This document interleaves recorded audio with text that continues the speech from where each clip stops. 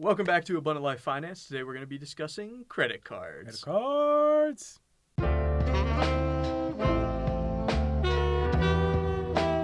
My name is Michael, and I'm joined today with Steven. and we are presenting fors and againsts on credit cards. Let people have some opinions, and I'd love to hear those ones in the comments below. The stuff that you enjoyed hearing from my side and Steven's side. All right. Sounds great. Like Michael said, we've got our own opinions. Other people have their own opinions. Today, more or less, we just want to give you the facts to both sides. We think it's important that people know how to make their own financial decisions and to make well-informed decisions. So we just want to give you the information. We'll say at the outset, Michael is arguing for credit cards. He uses a credit card. I'm arguing against credit cards. I do not use a credit card. So it just seems natural. Now you know our biases. But we're going to give you the facts. All right, so I'm going to get started against credit cards. Like I said, I don't use credit cards. I actually used to use credit cards for a time. I was very against them. I came around. I am against them again. But here are the facts when it comes to credit cards. 47% of people with credit cards carry a balance. I'm grateful that's less than 50%, but still. But you can think about that as a 1 in 2 chance. If you use a credit card, you're going to carry a balance, just statistically speaking. And that average unpaid balance is $7,236. The average interest is 23.37%. So that is average monthly interest of $141 per month. Just interestingly, that the per capita credit card debt has risen 1,500% from 1980 to 2010. That is a fact. And there was an experiment that found people are willing to spend twice as much on something if they're using a credit card as opposed to cold hard cash. I would assume it's the same for debit cards, but I don't know for sure. Are you saying debit cards are more like cash or more like credit cards? Debit card is more like cash because you're at least pulling that money from an account. That money is gone. Yeah, but it's not just. I'm going to disagree with you on that one, just Okay. a little bit, Yeah. and we might cut this out. But I think the pain a credit card solves is that you don't feel the money going away. You don't feel it.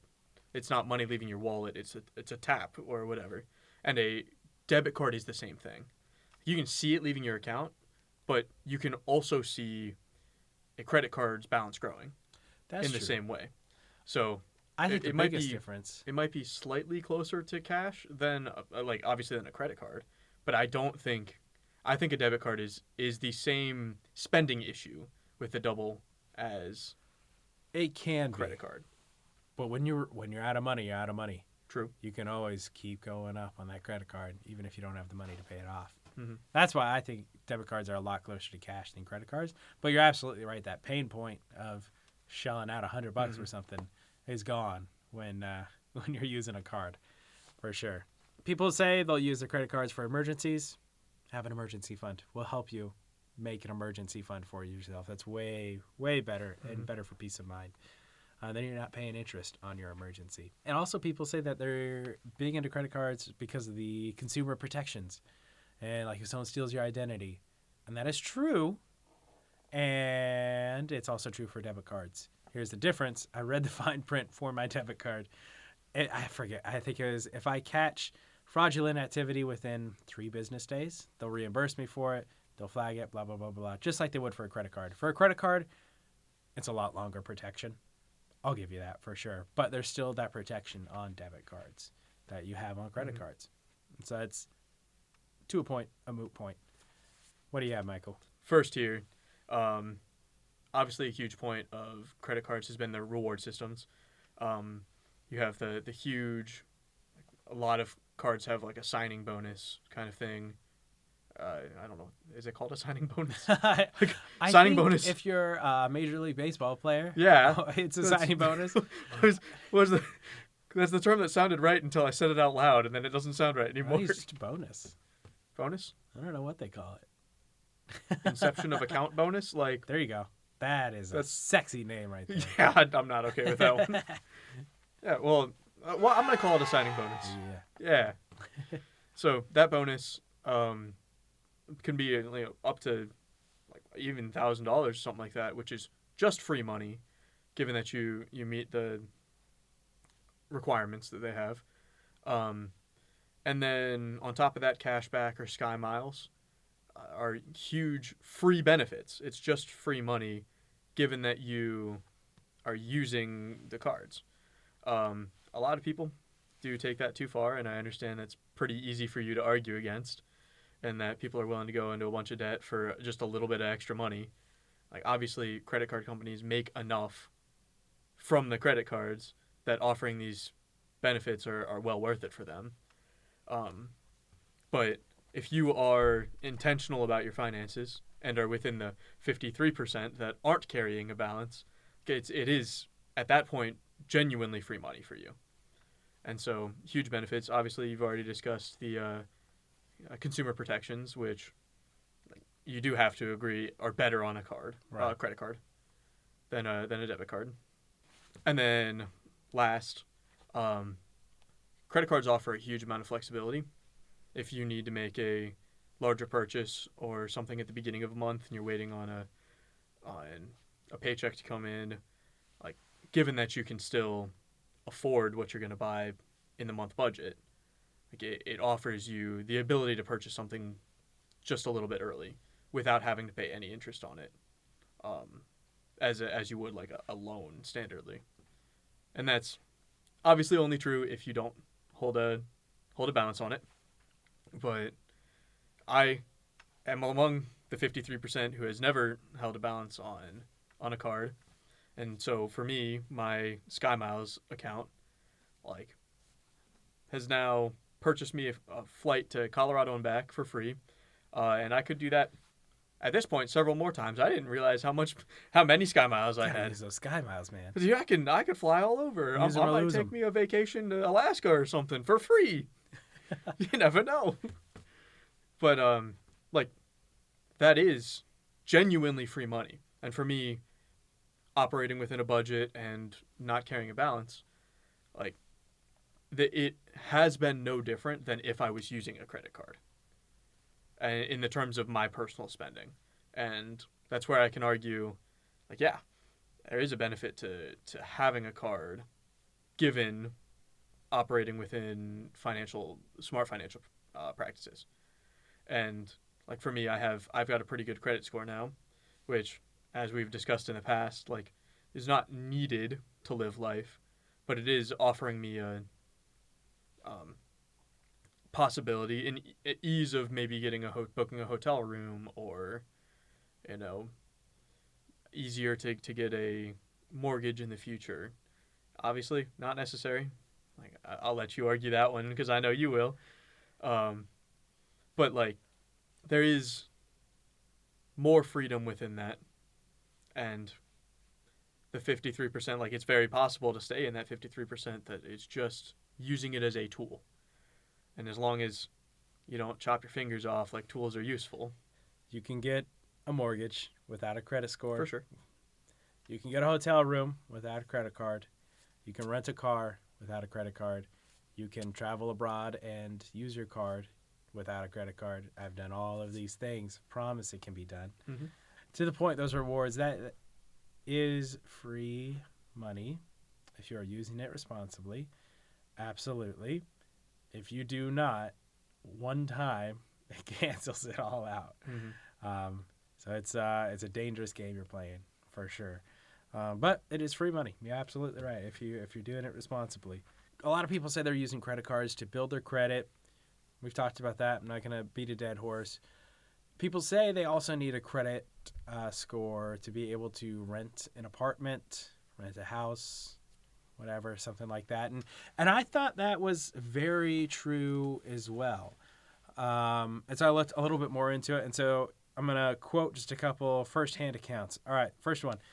I worked at an apartment complex in South Carolina, and we usually didn't deny people for bad credit if they had no criminal record or their record was only speeding tickets or otherwise traffic related, especially if they had good rental history.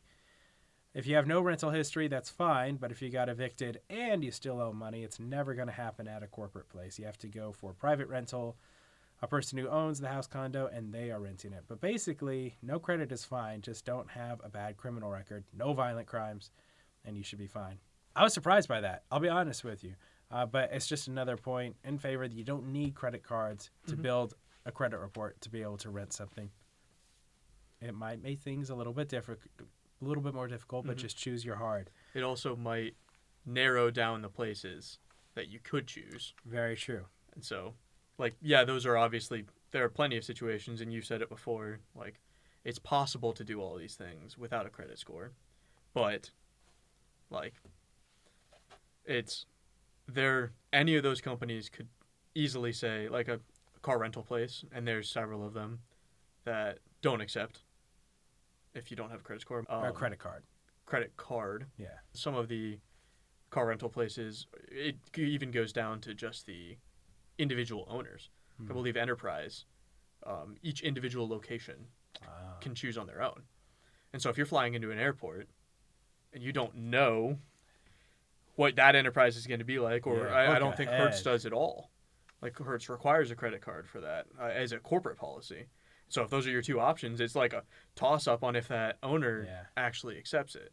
I will say, early on in my life, I was flying a lot and renting cars with a debit card, and I only ever used Enterprise. I had like a free Enterprise account. And so with that and having proof of a return flight, they had no problem at using a debit card, for sure. But definitely talk to them beforehand. Exactly. Book ahead. I always booked ahead, paid for it ahead of time. At that point, it's just back to the ease thing. Like, I do have a little more peace that if when I show up in Colorado on my free Sky Mile flight for my buddy's wedding, like, I'm not worried about the rental car to the venue. Like, I know I'm guaranteed someone's going to accept it. Right. Like, I have a good credit score, credit card. I have money in the bank to handle that. I got money in the bank. Go on. So, it's a little bit of even some mental freedom, and while that mental freedom can lead to overspending, like you were saying, even up to 2 times as much as the numbers say, I think as long as you are intentionally budgeting, as you should be, credit cards can be a very useful tool. And like any tool, gotta be careful. Wear your safety equipment. But yeah, I want to touch on Sky Miles bonus points just one more time. Something interesting I learned in the fine print. While this is unlikely, it is 100% possible they can change the value of those Sky Miles and those points at any time. At any time. So when I was doing a credit card, I only did cash rewards because that scared me. For sure. My closing argument against credit cards is, so it's a quote, again, from Michael Reynolds at elevationfinancial.com. So Michael says, this idea is what got me to stop using credit cards. He says, so let's say you're one of those people who are truly responsible with credit cards. You pay them off each month, and you really do get points while controlling your spending. It's hard to argue with this unless you look at it from another perspective, which was recently pointed out to me by another advisor. The system of credit card points relies on exploiting people who are harmed by it. You may be getting rewards by using your credit card responsibly, but the reason those programs exist is because other people don't, and the banks are exploiting and making money on those people. I have plenty of other reasons for not using credit cards, but when I think about how credit cards make money by taking advantage of people, I feel even less inclined to participate in this system. And that was the knife in the heart for me. Yeah. And that's a fair argument. Like, yeah, credit cards wouldn't be offering any sort of benefits if they weren't making money off of them. So I benefit from the rewards, and they're not making money off of me. If the system was different, it's almost at that point like the system's there for me to use. Fair enough. And I will say this. I learned Amex, American Express, they don't make near as much off of interest as the other card companies. Let's go! Yeah, they still do, but not near as much as they do with other income streams. And so props to them for that. I'll give them that. I'm not going to use them, but if I were to ever use a credit card, it will be an Amex. That's what I got. Oh, there My you go. Sky Miles, the Amex. Perfect. Good. Perfect. I didn't know that. Yeah, interesting. Slight bit more peace. Yes. Those are the facts. Some opinions, a lot of opinions. But at least you have some information to work with. If you've got arguments on either side, leave them in the comments. Let us know what you think.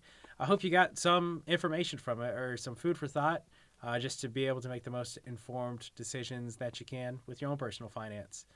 That's all we've got for you this week. Thanks for joining us. Bye. Bye.